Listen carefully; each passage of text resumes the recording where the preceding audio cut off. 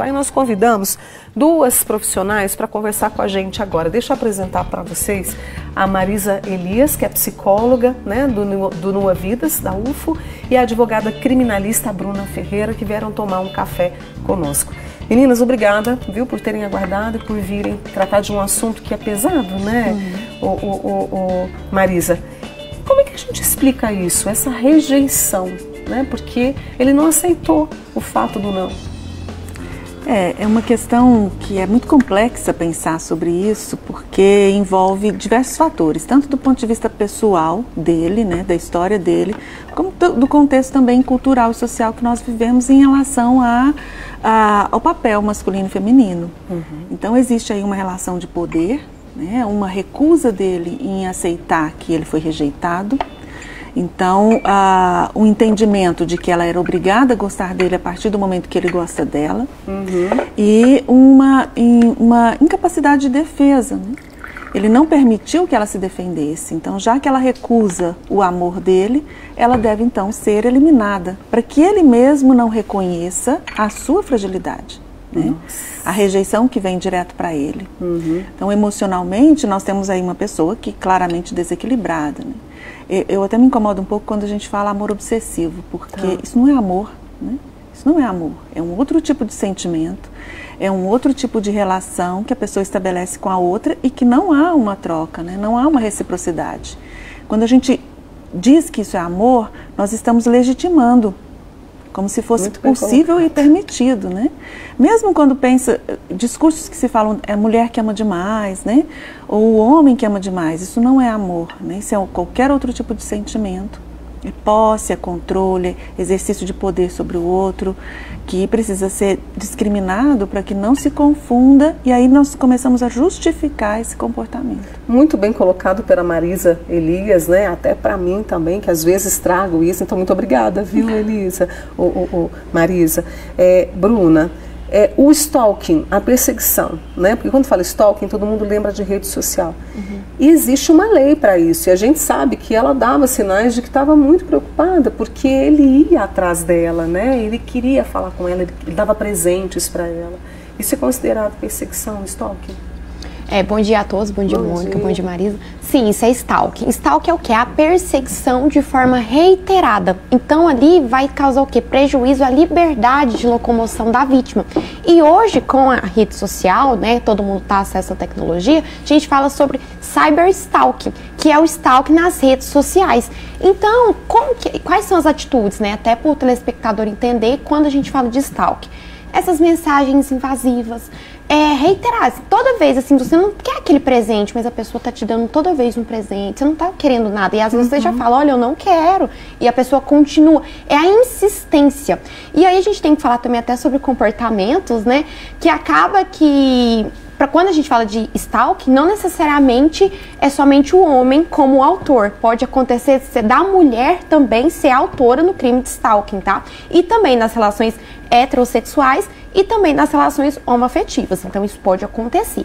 Então, as atitudes ali, o autor ali do stalking, ele começa a observar de forma minuciosamente a vítima, comportamento da vítima, onde ela frequenta, onde trabalha, qual que é a rotina. Então ele tenta ali entrar de toda forma no mundo da vítima.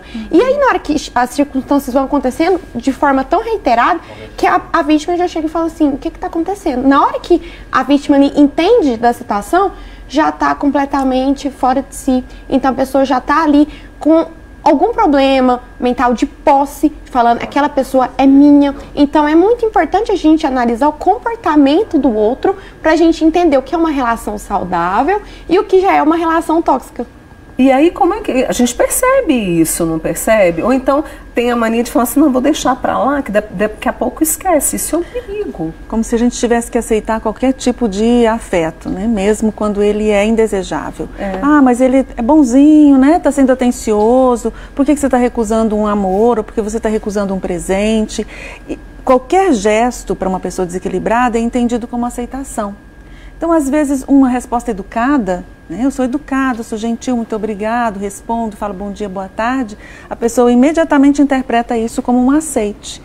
como, não, na verdade gosta de mim, mas está recusando por outras pessoas, porque está sendo obrigada por outras.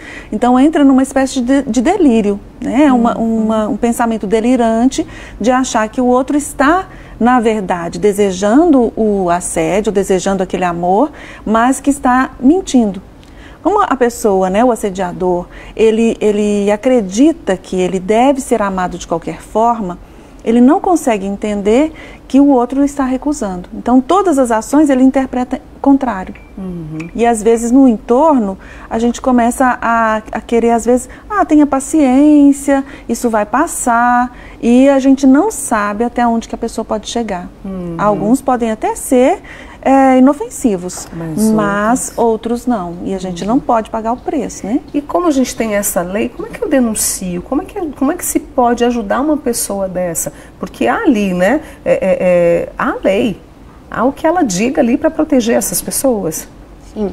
A gente tem que entender que o crime de stalking, a gente fala que precisa de representação. Ou seja, a vítima precisa fazer um boletim de ocorrência, narrando ali toda a situação e deixar bem claro no boletim de ocorrência que deseja que aquele autor seja investigado. Porque se não tiver essa expressão de desejar que o autor seja investigado, vai ser somente mais um boletim de ocorrência ali sem nenhuma ineficácia. Então tem que juntar ali todas as provas. Então, por exemplo, se for o cyberstalk ali de rede social, juntar todos aqueles prints, né, que a gente fala de gravar a tela, registrar isso em ata notarial também, para gerar ali boa fé processual, né, falando que aquela gravação de tela é idôneo, né? E outro ponto importante também é referente a essa questão de perfil fake. Perfil fake.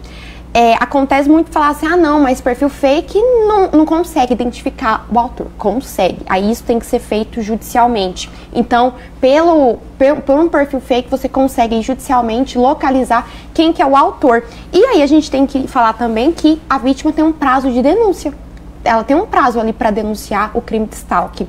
E o prazo é 6 meses a contar do conhecimento do fato, né? Então, quem é o autor? Então, por exemplo, vamos falar que a gente está falando aqui de um perfil fake. Eu ainda não sei quem é o autor, mas a partir do momento que eu entro ali com o processo judicial, que eu descubro quem é o autor, começa a contar a partir daquela data. 6 meses ali para representar, né? Porque, igual eu falei, precisa da representação no boletim de ocorrência. É bom saber que a gente tem esse caminho. E olha o seguinte, vocês podem participar desse café da manhã aqui com a Marisa e também com a Bruna, viu? É só mandar a sua pergunta, 99897.000, e lá no nosso @manhãtotal, a gente está com uma enquete, a gente está com uma pergunta para você participar. Você já sofreu algum tipo de perseguição? #sim, #não. E o que explica esse comportamento? Luhan, eu posso fazer essa pergunta aqui para a Marisa, tá? Antes da gente ir para o intervalo, que elas vão continuar comigo aqui. O que explica esse comportamento? Isso vem de educação? Isso vem de algum tipo de transtorno, Marisa? Pode ser de vários caminhos. Eu acho que existe aí uma grande gama de motivos que se juntam e se potencializam. Então nós temos aí uma história, né, do mundo que coloca uma divisão de papéis entre homem e mulher, onde a mulher acaba ocupando um lugar passivo, historicamente, que a gente está lentamente modificando, mas que ainda a masculinidade acaba sendo marcada por uma ideia de poder sobre o outro, de posse sobre o outro. E a recusa coloca imediatamente esse viril, né, esse homem viril, numa posição de fragilidade. Então ele perde sua virilidade, com isso toda a sua capacidade de poder, de estar no mundo, um sentimento de reconhecimento ou de identidade. E isso gera um desequilíbrio. E aí nós temos as questões de criação, né, de história de vida, que vão se compondo, o modo de vida que a pessoa tem, né, se a gente for pensar nesse caso específico, a própria profissão de militar, que também é uma posição de poder, que estimula isso na pessoa, né, que se ela já tem isso historicamente, isso vai ser intensificado, né, nessa profissão especificamente, como em muitas outras, mas nessa também, e acaba juntando todas essas coisas e levando a um sentimento de posse sobre o outro, de controle sobre o outro e de relação entre a sua identidade e a rejeição ou não do outro. Né? A mulher é vista como posse, é um objeto a ser conquistado. Eu valho se eu possuí-la.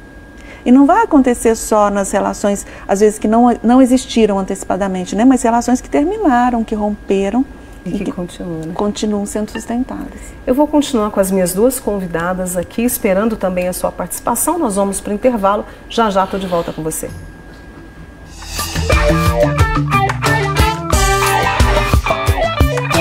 Nós estamos repercutindo hoje algo que mexeu muito conosco, que foi o assassinato da sargenta do Exército Stephanie Magalhães, em Uberlândia. Ela foi assassinada pelo também sargento Isaac Fernandes, né? E trouxe uma série de questionamentos. Primeiro, por que as pessoas têm dificuldade do não? Segundo, essa questão da perseguição, de ficar atrás, o que fazer com isso? Então, deixa eu apresentar aqui para vocês, mais uma vez, as nossas convidadas. Eu tenho aqui a advogada criminalista, a Bruna Ferreira, e a psicóloga Marisa Elias, do Nua Vidas, da UF, que faz um trabalho também muito bom, agradecendo as duas aqui por participar e você também. Meninas, deixa eu trazer aqui o comentário de algumas pessoas que estão participando conosco. Eu tenho uma amiga que contou o seguinte, que ela já passou por isso, inclusive ela teve que mudar de cidade, né? Hoje ela vive aqui e ela teve que andar com o irmão dela como segurança. Isso foi lá em 97. Aí depois eu vou trazendo as outras perguntas aqui. Mas aí vem uma questão. Deixa eu voltar com a Bruna de novo aqui, Marisa. Mas eu posso pedir, por exemplo, uma medida protetiva?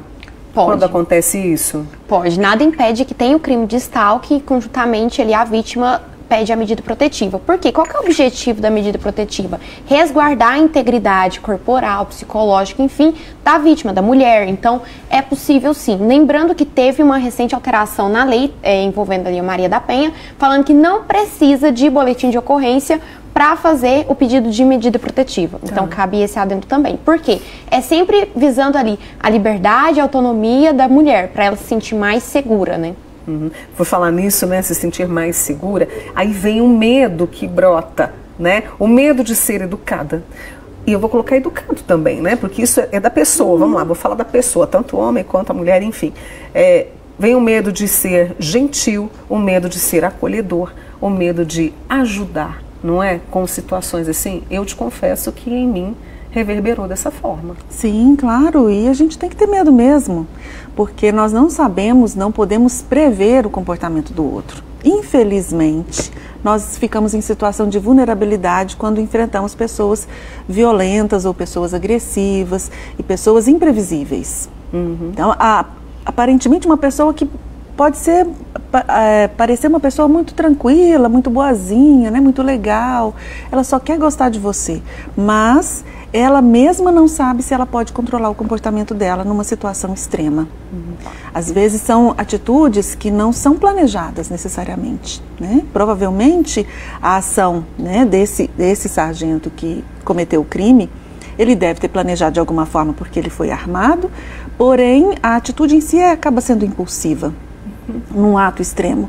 Mas também tem aqueles que planejam, né, que vão criando situações. Então é preciso, a pessoa que está sendo assediada de alguma forma, stalkeada, ela não deve banalizar isso. Ela deve informar para as pessoas próximas, fazer o registro policial, claro, mas também procurar uma rede de proteção, né? Não ficar sozinha, dizer para as pessoas, informar para as pessoas que conhecem aquela pessoa que está assediando, porque muitas vezes a família ignora ou esquece, ou acha que não é verdade, né, que simplifica as coisas.